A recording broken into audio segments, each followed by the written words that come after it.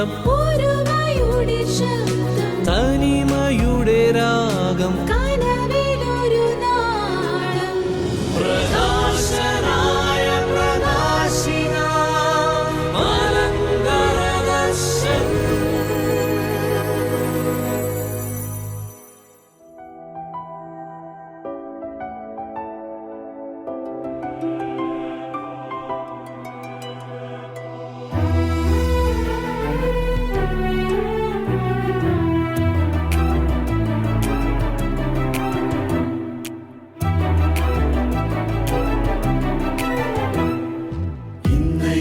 തിരുസഭയെ വഴി നടത്തിയ വൻകൃപയിൽ ക്ഷേമമോടെ കാത്തു പാലിച്ച, ഇന്നയോളം തിരുസഭയെ വഴി നടത്തിയ വൻകൃപയിൽ ക്ഷേമമോടെ കാത്തു പാലിച്ച ദൈവമേ നിസന്നിധേ അണഞ്ഞിടുന്നിതാ.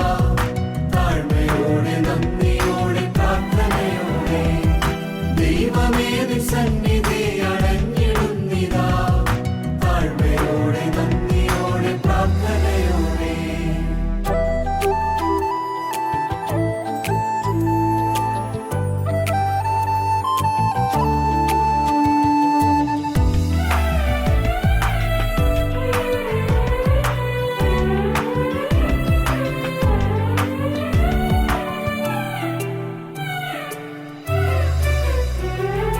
ദൈവസ്നേഹം തിരിച്ചറിഞ്ഞു നന്ദിയേകിടാൻ, ദൈവത്തിൽ പ്രത്യാശ വെച്ചു മുന്നേറിടാൻ.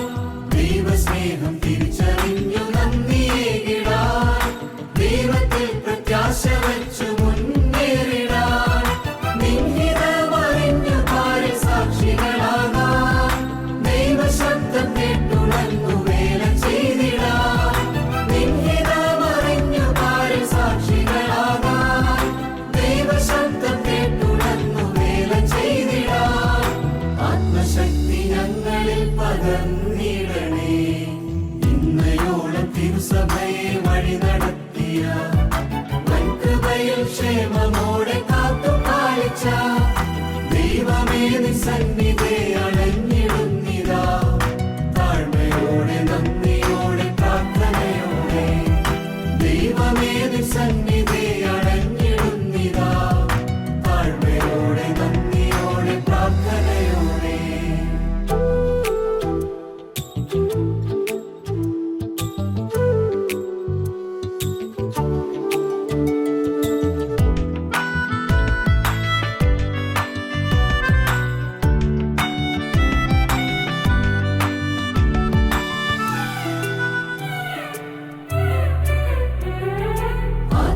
ആത്മനൽവരങ്ങളേകി അനുഗ്രഹിക്കണേ. ഒരുമയോടെ ശാന്തിയിൽ നിന്നിടുവാൻ ആത്മനൽവരങ്ങളേകി അനുഗ്രഹിക്കണേ. ഒരുമയോടെ ശാന്തിയിൽ നിന്നിടുവാൻ ദൈവത്തോട് പൂർണ്ണമായി ചേർന്നു നിന്നിടാൻ.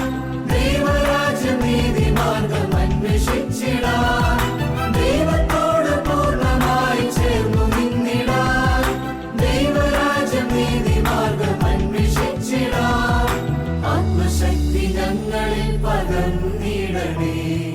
ഇന്നയോളം തിരുസഭയെ വഴി നടത്തിയ വൻകൃപയിൽ ക്ഷേമമോടെ കാത്തു പാലിച്ച ദൈവമേ നിസന്നിധേ അണഞ്ഞിടുന്നിതാ. താഴ്മയോടെ നന്ദിയോടെ പ്രാർത്ഥനയോടെ ദൈവമേ നിസന്നിധേ അണഞ്ഞിടുന്നിതാ. താഴ്മയോടെ നന്ദിയോടെ പ്രാർത്ഥനയോടെ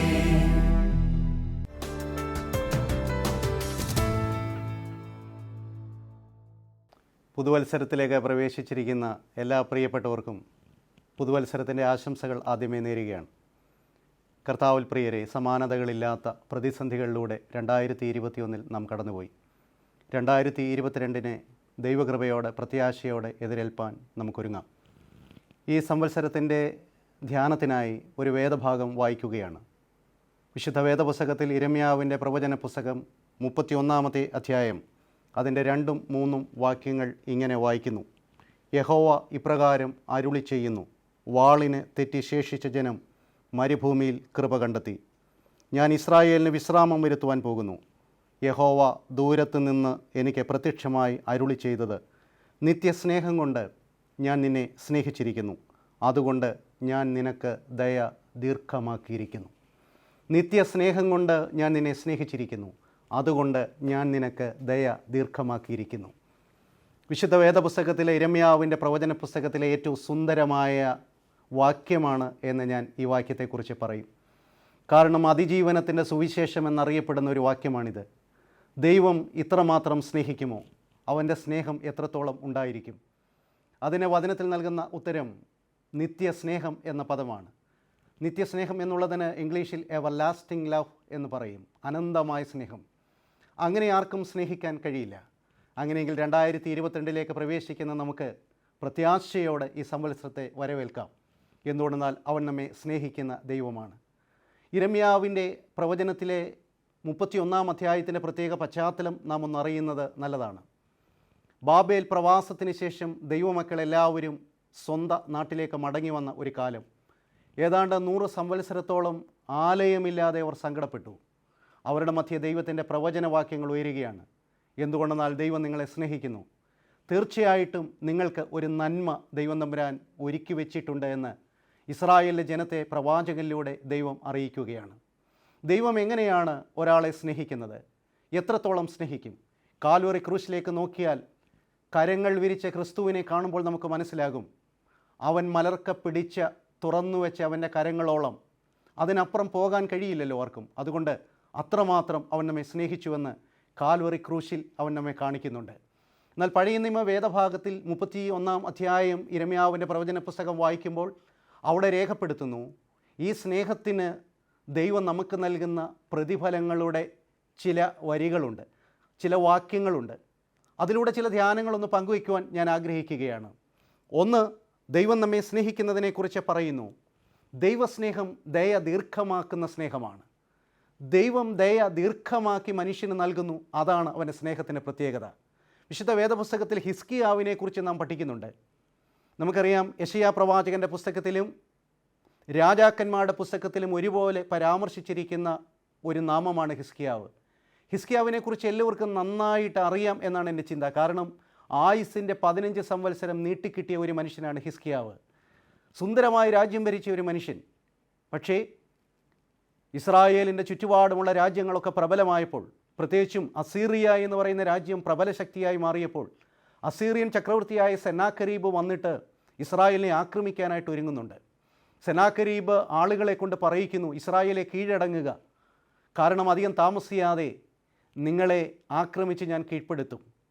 ഹിസ്കിയാവിന് ആ വാർത്ത കേട്ടപ്പോൾ വല്ലാത്ത സങ്കടമായി. അവൻ്റെ ശരീരത്തിൽ രോഗം ബാധിച്ചതായി രേഖപ്പെടുത്തിയിരിക്കുന്നു. വലിയ പരുക്കൾ അവൻ്റെ ശരീരത്തെ വന്ന് മൂടി. യെശയ്യാവ് ചെന്നിട്ട് പറയുന്നുണ്ട്, ഹിസ്കിയാവേ, നിനക്ക് മരിക്കത്തക്ക രോഗമാണ് വന്നിരിക്കുന്നത്, ഇത് ആദി കൊണ്ട് സംഭവിക്കുന്നതാണ്, അധികം താമസിയാതെ നീ മരിച്ചു പോകും. അവിടെ ഇങ്ങനെ രേഖപ്പെടുത്തിയിരിക്കുന്നു, ആമോസിൻ്റെ മകനായ യെശയ്യാവിൻ്റെ വാക്കുകൾ കേട്ട് ഹിസ്കിയാവ് മുഖം ചുവരിന് നേരെ തിരിച്ച് പൊട്ടിക്കരഞ്ഞു എന്ന് രേഖപ്പെടുത്തുന്നു. രാജസിംഹാസനം അപ്പോൾ അവൻ ഓർത്തില്ല. താനൊരു രാജാവാണെന്നുള്ള ബോധ്യവും അവൻ മറന്നുപോയി. പകരം ഒരു കൊച്ചു കുഞ്ഞിനെ പോലെ മുഖം ചുവരിന് നേരെ തിരിച്ച് പൊട്ടിക്കരയുന്നവനായ ഹിസ്കിയാവിൻ്റെ പ്രാർത്ഥനയുടെ മുമ്പിൽ ദൈവം തോറ്റുപോയി. യെശയ്യാ പ്രവാചകൻ രാജകൊട്ടാരത്തിൽ നിന്ന് ഇറങ്ങിപ്പോയവനാണ്. അതേ യെശയ്യാവിനെ ദൈവം മടക്കി വിളിക്കുന്നു. യെശയ്യാവ് തിരികെ ചെന്നിട്ട് ഹിസ്കിയാ രാജാവിനോട് ഇങ്ങനെ പറയുന്നു, ദൈവത്തിൻ്റെ അരുളപ്പാട് എനിക്കുണ്ടായി. എന്തുകൊണ്ടെന്നാൽ ദൈവം എന്നോട് ഇങ്ങനെ സംസാരിച്ചു, ഞാൻ നിൻ്റെ പ്രാർത്ഥന കേട്ടിരിക്കുന്നു, ഞാൻ നിൻ്റെ കണ്ണുനീർ കണ്ടിരിക്കുന്നു, ഞാൻ നിനക്ക് ആയുസ്സിൽ 15 സംവത്സരം നീട്ടിത്തരികയാണ്. എന്നെ കേൾക്കുന്ന പ്രിയ ശ്രോതാക്കളെ, ദൈവം നമുക്ക് എത്ര സുന്ദരമായ ഒരു ജീവിതമാണ് നൽകിയിരിക്കുന്നത്. നമുക്ക് നൽകിയിരിക്കുന്ന ഈ ആയുസ് ചിലർക്കെങ്കിലും നീട്ടിക്കിട്ടിയ ഒരായുസ്സാണ് എന്ന് ഞാൻ പറയും. 15 സംവത്സരമല്ല, 20 സംവത്സരമല്ല. ഇതിനു മുമ്പേ ഞാനും നിങ്ങളുമൊക്കെ ഈ മണ്ണിൽ നിന്ന് പൊലിഞ്ഞു പോകാമായിരുന്നു. എത്ര അപകടങ്ങളിൽ നാം ഫേസ് ചെയ്തിട്ടുണ്ട് എന്ന് നിങ്ങൾക്കറിയാമല്ലോ. ചില ആളുകൾ കോവിഡിൻ്റെ അനുഭവങ്ങളിലൂടെ കടന്നുപോയവരുണ്ട്. ഹൃദയസ്തംഭനം വന്ന ആളുകളുണ്ട്. വലിയ രോഗം ബാധിച്ച് ICUവിൻ്റെ ഉൾമുറികളിൽ കിടന്ന ജീവിതങ്ങളുണ്ട്. എന്നാൽ അവിടെ നിന്ന് ദൈവം തമ്പുരാൻ നമ്മെ തട്ടി ഉണർത്തി ഒരു പുതിയ ജീവിതം ദാനമായി നൽകിയിരിക്കുകയാണ്. അതുകൊണ്ട് 2022 ആയുസ് നീട്ടിക്കിട്ടിയ ദൈവമക്കളുടെ ജീവിതമാണ് എന്ന് ഞാൻ പറയും. ഒരു കോവിഡിന് നമ്മെ കീഴടക്കാമായിരുന്നു. ഈ മണ്ണിൽ നിന്ന് ഞാനും നിങ്ങളുമൊക്കെ മാഞ്ഞു പോകാമായിരുന്നു. എന്നാൽ ദൈവത്തിൻ്റെ വലിയ കരുണയാൽ നാം ജീവിക്കുകയാണ്. ആയുസ്സിൻ്റെ 15 സംവത്സരം ഒരു ചെറിയ സംവത്സരമല്ല.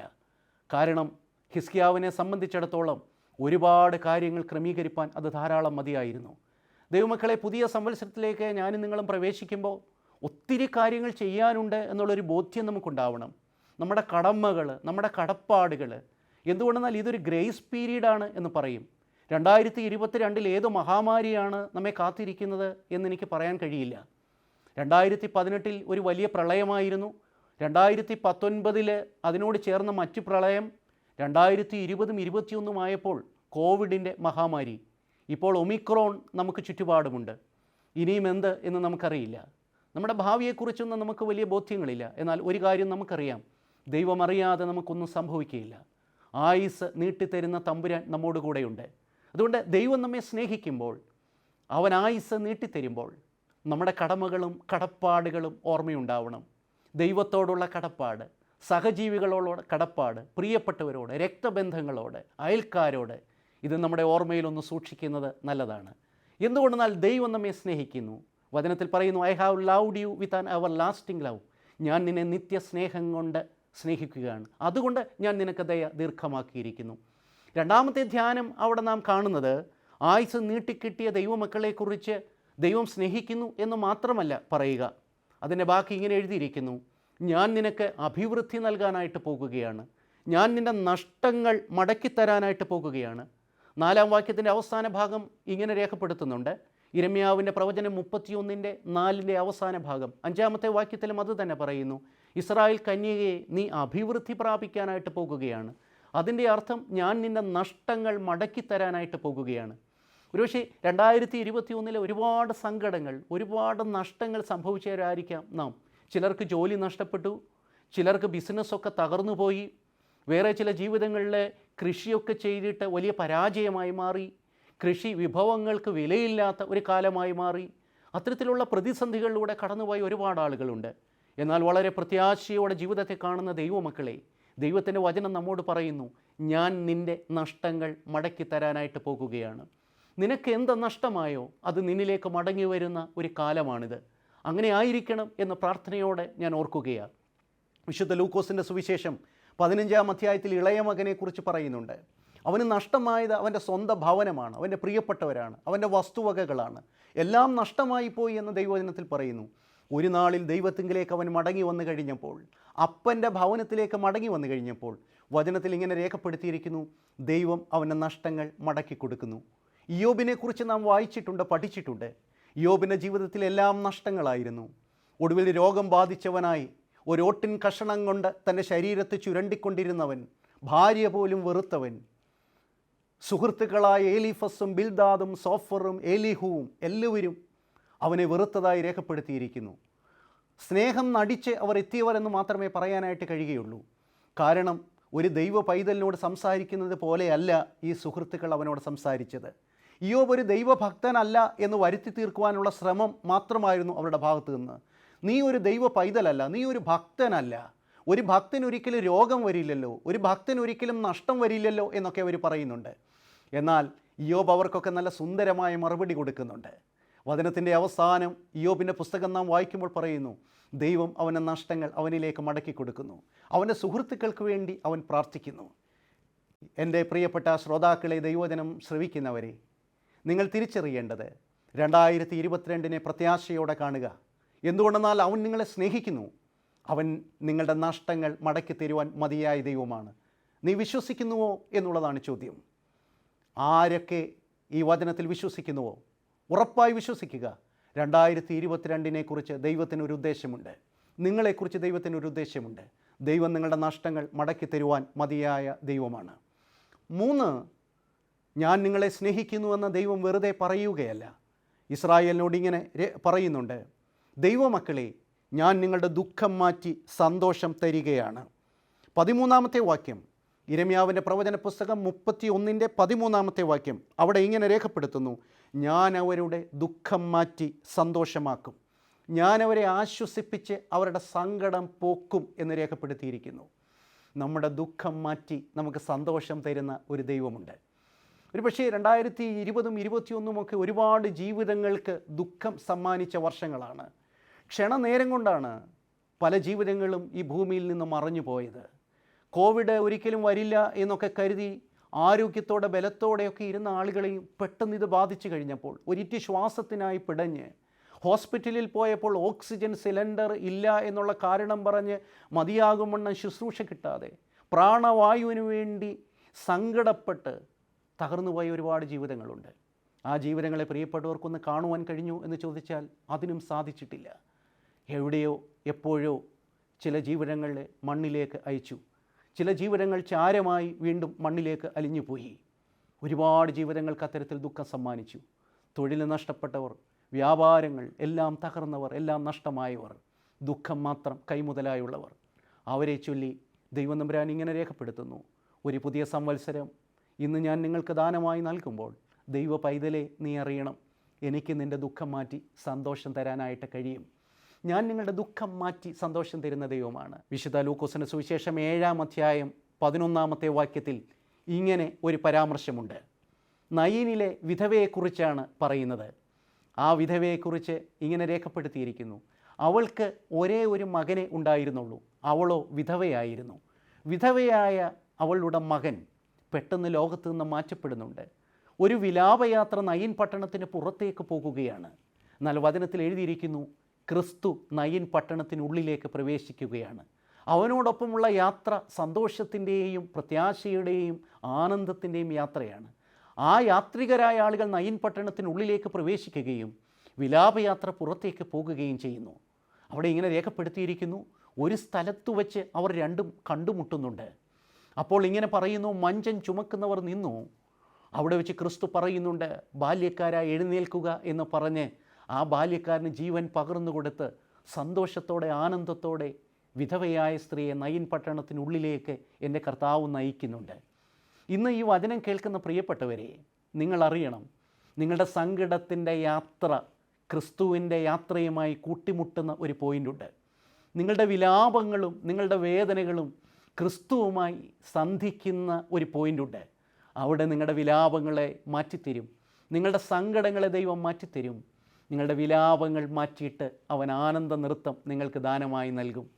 ആരെങ്കിലും എന്നെ കേൾക്കുന്നവർ വേദനയോടോ പ്രയാസത്തോടോ പ്രിയപ്പെട്ടവരോടോ ഏർപ്പാടിൽ ദുഃഖിച്ചോ ഇരിക്കുന്നുവെങ്കിൽ ഈ വചനം ആശ്വാസത്തിൻ്റെ വചനമാണ്. പ്രിയരെ, നിങ്ങൾ തിരിച്ചറിയണം, നിങ്ങളുടെ വേദനകളിൽ ഒരു നാൾ അവൻ ഉത്തരം തരും. നിങ്ങളുടെ ദുഃഖം മാറ്റി ആനന്ദം നിങ്ങൾക്ക് അവൻ പ്രദാനം ചെയ്യും. എന്തുകൊണ്ടെന്നാൽ എല്ലാം അവൻ്റെ പുസ്തകത്തിലുണ്ട്. വിശുദ്ധ വേദപുസ്തകം പഠിപ്പിക്കുന്നുണ്ട്, അവൻ്റെ മുൻപിൽ ഒരു സ്മരണ പുസ്തകമുണ്ട്, ഒരു ഓർമ്മയുടെ പുസ്തകമുണ്ട് എന്ന് രേഖപ്പെടുത്തിയിരിക്കുന്നു. ആ പുസ്തകത്തിലെല്ലാം അവൻ രേഖപ്പെടുത്തിയിട്ടുണ്ട്. നീതിമാൻ്റെ പ്രാർത്ഥന മറക്കാത്ത ദൈവം, അവൻ്റെ കണ്ണുനീരിനെ മറികടക്കാത്ത ദൈവം, തൻ്റെ ഭക്തന്മാരെ ചൊല്ലി അവരുടെ വേദന കണ്ട് സങ്കടപ്പെടുന്നവനായ ദൈവം. നിങ്ങളെ ഒരിക്കലും മറികടന്നു പോകുവാൻ എൻ്റെ കർത്താവിന് കഴിയില്ലല്ലോ. എന്തുകൊണ്ടെന്നാൽ നീ ഒരു ദൈവ പൈതലാണെങ്കിൽ നിൻ്റെ പ്രാർത്ഥനകളെല്ലാം അവൻ രേഖപ്പെടുത്തിയിട്ടുണ്ട്. ഒരു നാളിൽ അവൻ നിനക്ക് ഉത്തരം തരും. നമുക്കറിയാം, സെഖര്യാവ് എന്ന് പറയുന്ന ഒരു പുരോഹിതനുണ്ടായിരുന്നു. എത്രയോ കാലങ്ങൾ അവനൊരു കുഞ്ഞിന് വേണ്ടി പ്രാർത്ഥിച്ചതാണ് എന്നറിയാമോ? ആലയത്തിൽ ശുശ്രൂഷ ചെയ്യാനായിട്ട് അവന് സമയം കിട്ടുമ്പോഴൊക്കെ ആലയത്തിനുള്ളിൽ കടന്ന് ദൈവത്തിൻ്റെ സന്നിധിയിൽ അവൻ്റെ സങ്കടങ്ങളെല്ലാം അവൻ ഇറക്കി വയ്ക്കും. ഒരു നാളിൽ വൃദ്ധനായ സെഖര്യാവിനാണ് ദൈവം ഉത്തരം കൊടുക്കുന്നത്. അവൻ്റെ നല്ല യൗവനമൊക്കെ പോയി മറഞ്ഞത് അവന് മനസ്സിലാകുമായിരുന്നു. എലിസബത്തിന് നന്നായി അറിയാം, കാരണം അവളും വൃദ്ധയായി തുടങ്ങി. പ്രത്യാശയ്ക്ക് വഴിയില്ലാത്ത നാളുകളിൽ ഒരു ദിവസം അവനോട് കർത്താവ് പറയുന്നത് എന്താണ് എന്ന് നിങ്ങൾ വായിച്ചിട്ടുണ്ട്. അവിടെ പറയുന്നു, സഖറിയാവേ, ഞാൻ നിൻ്റെ പ്രാർത്ഥന കേട്ടിരിക്കുന്നു, നിൻ്റെ പ്രാർത്ഥനയ്ക്ക് ഉത്തരമായിരിക്കുന്നു. പ്രിയപ്പെട്ടവരെ, അവൻ്റെ സ്മരണ പുസ്തകത്തിൽ, ഓർമ്മയുടെ പുസ്തകത്തിലെല്ലാം രേഖപ്പെടുത്തിയിട്ടുണ്ട്. നമ്മുടെ പ്രാർത്ഥനയ്ക്ക് ഉത്തരം തരുന്ന ഒരു ദൈവമുണ്ട്. ഒരുപക്ഷേ ഈ വചനം പറയുന്ന എന്നോട് നിങ്ങളൊരു പ്രാർത്ഥനാ വിഷയം പറഞ്ഞാൽ പ്രാർത്ഥിച്ചോളാം എന്ന് പറഞ്ഞ് തലയാട്ടും. നമ്മളൊക്കെ അങ്ങനെയൊക്കെ പറയാറുണ്ടല്ലോ. പ്രത്യേകിച്ച് ഞങ്ങൾ അച്ഛന്മാരൊക്കെ ഫോണിൽ ആരെങ്കിലും പ്രാർത്ഥനാ വിഷയം വരുമ്പോൾ പ്രാർത്ഥനയിൽ ഓർക്കാം എന്ന് ചുമ്മാതങ്ങ് പറയുന്ന ആളുകളുണ്ട്. അപ്പോൾ എത്ര പേര് പ്രാർത്ഥനയിൽ ഓർക്കുന്നുണ്ട് എന്നൊന്നും എനിക്കറിയില്ല. ഓർക്കുന്ന ദൈവമക്കളും കണ്ടേക്കാം. പക്ഷേ പലരും വെറുതെ പറയുകയാണ് പ്രാർത്ഥനയിൽ ഓർക്കാം. അതുകൊണ്ടാണ് ഞാൻ പറഞ്ഞത്, ഞാൻ ഒരിക്കൽ ഒരു പ്രാർത്ഥനാ വിഷയം ഓർമ്മയിൽ സൂക്ഷിച്ചിട്ടില്ല എന്ന് വന്നേക്കാം. എന്നാലും എൻ്റെ കർത്താവ് എല്ലാം ഓർമ്മയിൽ സൂക്ഷിച്ചിട്ടുണ്ട്. അവൻ്റെ ഓർമ്മയുടെ പുസ്തകത്തിലെല്ലാം ഉണ്ട്. അതുകൊണ്ടാണ് ദൈവത്തിൻ്റെ വചനം ഇങ്ങനെ പറയുന്നു, ദൈവ പൈതലെ സങ്കടപ്പെടരുത്, ഞാൻ നിൻ്റെ ദുഃഖം മാറ്റി നിനക്ക് സന്തോഷം തരുന്ന ദൈവമാണ്. വീണ്ടും കർത്താവിൻ്റെ സ്നേഹത്തെക്കുറിച്ച് യിരെമ്യാവ് എന്ന് പറയുന്ന ദൈവത്തിൻ്റെ പ്രവാചകൻ ഇങ്ങനെ രേഖപ്പെടുത്തുന്നു, നിൻ്റെ ഭാവിയെക്കുറിച്ച് പ്രത്യാശയുണ്ട്. ഞാൻ നിന്നെ അത്രമാത്രം സ്നേഹിക്കുന്നു. നിനക്ക് തരുന്ന 4ാമത്തെ വാഗ്ദാനം, നിനക്ക് തരുന്ന സന്തോഷത്തിൻ്റെ അനുഭവം അതാണ്. നിൻ്റെ ഭാവിയെക്കുറിച്ച് പ്രത്യാശയുണ്ട്. 17ാമത്തെ വാക്യം ഞാൻ ഇങ്ങനെ വായിക്കുന്നു, നിൻ്റെ ഭാവിയെക്കുറിച്ച് പ്രത്യാശയുണ്ട്, നിൻ്റെ മക്കൾ തങ്ങളുടെ ദേശത്തേക്ക് മടങ്ങി വരും. പ്രിയപ്പെട്ടവരെ, നമ്മുടെ ഭാവിയെക്കുറിച്ച് ദൈവത്തിനൊരു വലിയ പ്രത്യാശയുണ്ട്. നമ്മുടെ കുഞ്ഞുങ്ങളൊക്കെ മടങ്ങി വരുന്ന ഒരു നാളുണ്ട്. ഒരുപക്ഷേ നമ്മുടെ കുഞ്ഞുങ്ങളൊക്കെ നമ്മെ വിട്ടുപോയി, ദൈവത്തിൽ നിന്ന് ഒരുപാട് അകലേക്ക് പോയി എന്നൊക്കെ നിങ്ങൾ ചിന്തിച്ചേക്കാം.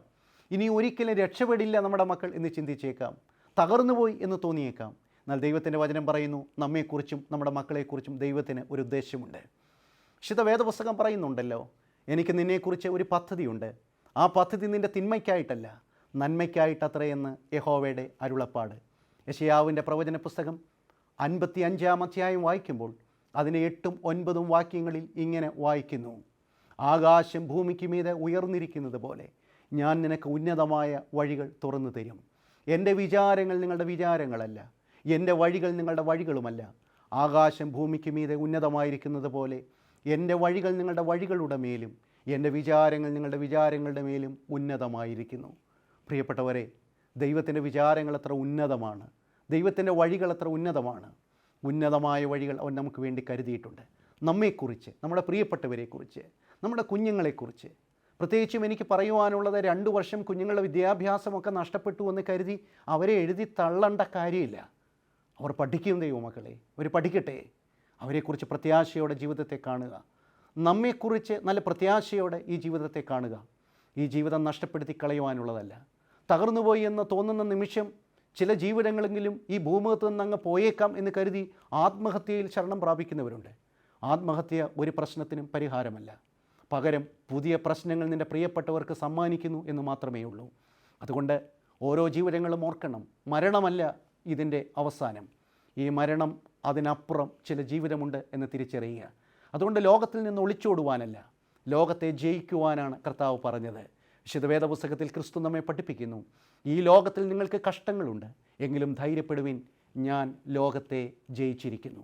അതുകൊണ്ട് ലോകത്തെ ജയിച്ച കർത്താവിൻ്റെ സന്നിധിയിലാണ് ഞാനും നിങ്ങളും ആയിരിക്കുന്നത്. പ്രതിസന്ധികളുണ്ട് പ്രിയപ്പെട്ടവരെ, ഒരുപാട് വേദനകൾ സംഭവിച്ചേക്കാം, ദുഃഖങ്ങൾ, രോഗങ്ങൾ, ഇതൊക്കെ നമ്മുടെ ജീവിതത്തിൽ സംഭവിച്ചേക്കാം. എന്നാൽ അതിനപ്പുറമായി ജീവനുള്ള ക്രിസ്തുവിൽ ശരണപ്പെടുന്ന ദൈവജനമേ, നമ്മെക്കുറിച്ച് ദൈവത്തിന് വലിയ പദ്ധതിയുണ്ട്. ഈ ദിവസം, ഈ പുതിയ വർഷത്തിലേക്ക് പ്രവേശിച്ചിരിക്കുന്ന എല്ലാ പ്രിയപ്പെട്ടവരോടും എനിക്ക് പറയുവാനുള്ളത് അതാണ്.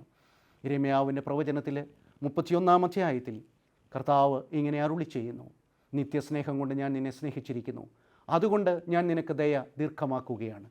കർത്താവിൻ്റെ സ്നേഹത്തിൻ്റെ പ്രത്യേകതകൾ എന്താ? ഈ വചനം നൽകുന്ന വാഗ്ദാനങ്ങൾ എന്താ? ഇതാണ് ഇന്നത്തെ ധ്യാനത്തിലൂടെ പങ്കുവയ്ക്കുവാനായിട്ട് ശ്രമിച്ചത്. 4 ചിന്തകളാണ് ഞാൻ നിങ്ങളോട് പങ്കുവച്ചത്.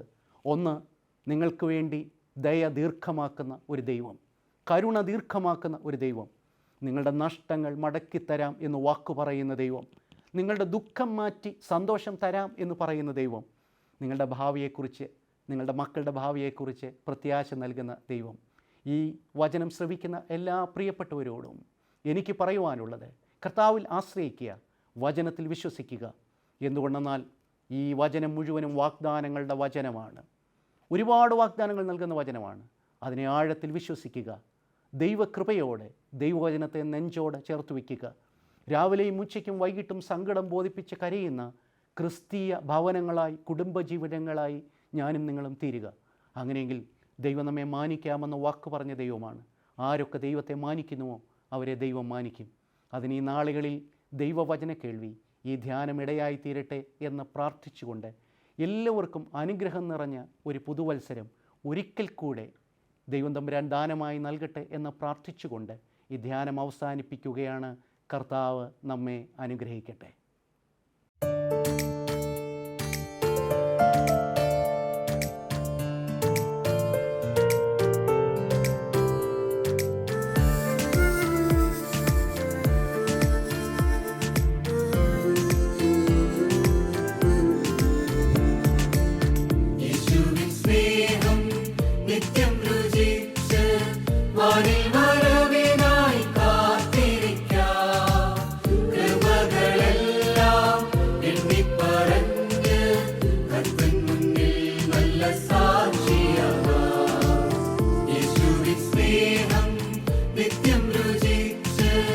വാനിൽ വരവിനായി കാത്തിരിക്കാം.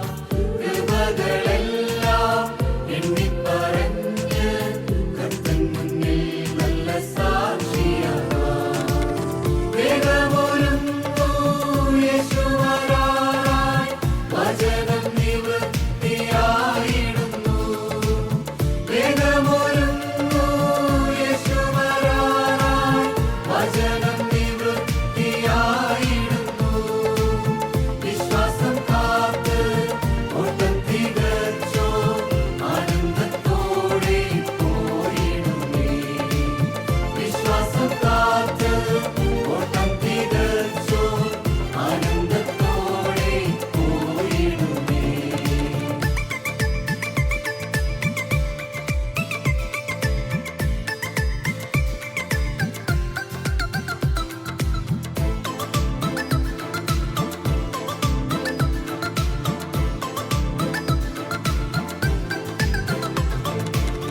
കഷ്ടങ്ങളേറെ, പീഡകളേറെ, ആദികളേറെ, വ്യാധിയേറെ, നാഥൻ വരുമ്പോൾ നാം ആകെ മാറും. നിത്യസമാധാനം പാരിൽ കാണും. കഷ്ടങ്ങളേറെ, പീഡകളേറെ, ആദികളേറെ, വ്യാധിയേറെ, നാഥൻ വരുമ്പോൾ നാം ആകെ മാറും. നിത്യസമാധാനം പാരിൽ കാണും. വേഗമൊരുങ്ങൂ യേശു വരാനായി, വചനം നിവൃത്തിയായിടുന്നു. വേഗമൊരുങ്ങൂ യേശു വരാനായി, വചനം നിവൃത്തിയായിടുന്നു. വിശ്വാസം കാത്ത് ഓട്ടം തികച്ചോ, ആനന്ദത്തോടെ പോയിടുമേ. വിശ്വാസം കാത്ത് ഓട്ടം തികച്ചോ, ആനന്ദത്തോടെ പോയിടുമേ.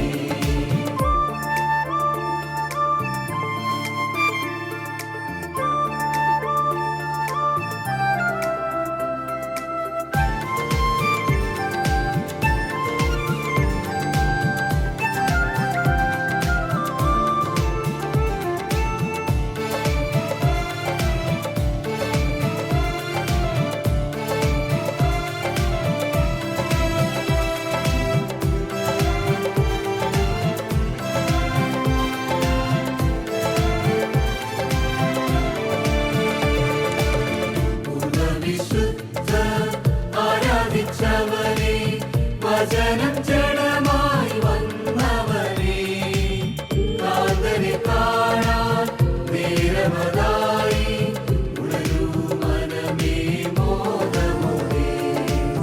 പൂർണ്ണവിശുദ്ധർ ആരാധിച്ചവരെ, വചനം ജഡമായി വന്നവരെ, കാന്തനെ കാണാൻ നേരമതായി, ഉണരൂ മനമേ മോദമോടെ. വേഗമൊരുങ്ങൂ യേശു വരാനായി, വചനം നിവൃത്തിയായിടുന്നു. വേഗമൊരുങ്ങൂ യേശു വരാനായി, വചനം നിവൃത്തിയായിടുന്നു. വിശ്വാസം കാത്ത് ഓട്ടം തികച്ചോ, ആനന്ദത്തോടെ പോയിടുമേ. വിശ്വാസം കാത്ത് ഓട്ടം തികച്ചോ, ആനന്ദത്തോടെ പോയിടുമേ.